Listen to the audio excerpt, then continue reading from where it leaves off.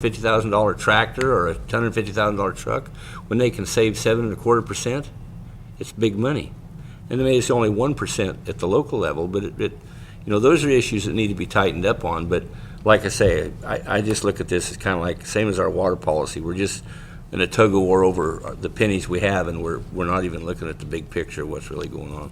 Well, if I can jump in here, we started this discussion maybe even going on 3 years ago now, to eliminate this competition and this acrimonious atmosphere within the valley here.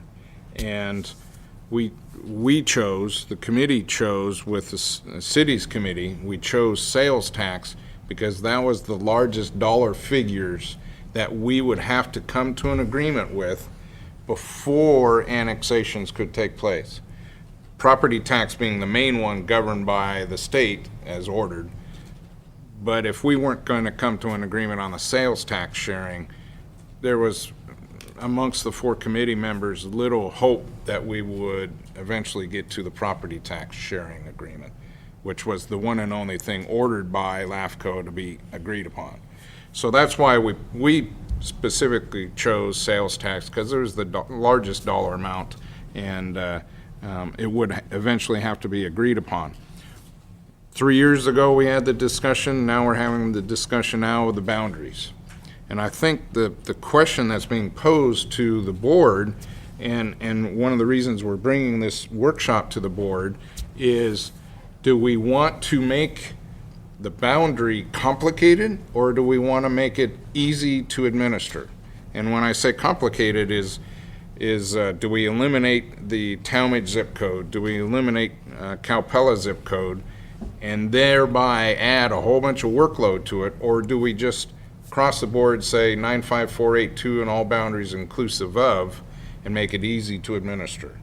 I think that's the basic question that we're having the discussion about, and then we can move towards maybe other topics of interest of board members to learn more about this. This isn't being done behind closed doors or anything, so having this forum is now the time for all the board members to be bringing up their curiosity of what's being talked about and those type of things. And we want this to work. Both the city and the county want this to work, but you need to know the advantages and disadvantages and how much money we're talking about and those type of things. But you bring it back to the basic principle. Do we want to enjoy the opportunities, or the opportunity to at least decide new businesses coming to our community as a whole, or not? Without this agreement, one might be able to say that those opportunities won't even be forthcoming to us to even make the decision to welcome them or tell them to go away, because we'll have this acrimonious atmosphere between the city and the county to begin with. And let's face it, this is California. We're not being very inviting of businesses to come to California. You can see just by this tax law and these things that were already on small businesses, we're not being very inviting.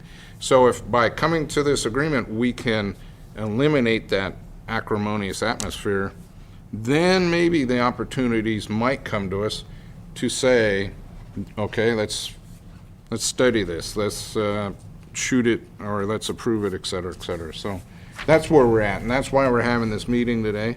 I know there's been several members of the board here that have concerns about items being discussed, et cetera, and where we're going to go. And I'm somewhat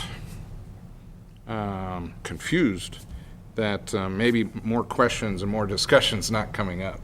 So, Mr. CEO. Thank you. I was just going to say, from our office's perspective, this has not been the traditional committee established by the Board of Supervisors, so it's had a little bit of an odd structure associated with it. But for us to move forward with any future discussions with the city, our office does need direction from the board Do they want to continue with the same group that we have and try and wrap things up? As I stated earlier, January 1st is a kind of a critical date for us. It makes it easier for us to administer. The city, I think, is anxious, as I read our partners as they're in the discussions. The city is anxious to move forward and sign an agreement with the county on this basis. So the basic principles, we have an agreement, I think, in a very short period of time. We can bring you some draft agreements once we run it by county council, of course, that we can give to you for some action and direction from the board. But we need, before we go to the next step, we need the board as a whole to give us direction. Do you want us to continue having the discussions? Are you comfortable with a geographical area? For instance, it's a 95482 for sharing of sales and use tax. The other little details we can work out. Personally, for our office, this is a critical step in the city-county relationship. I think we've had a very positive set of discussions over the last few months. I think all of us that participated are anxious to move on to the other more important issues, and those are issues of annexation, about city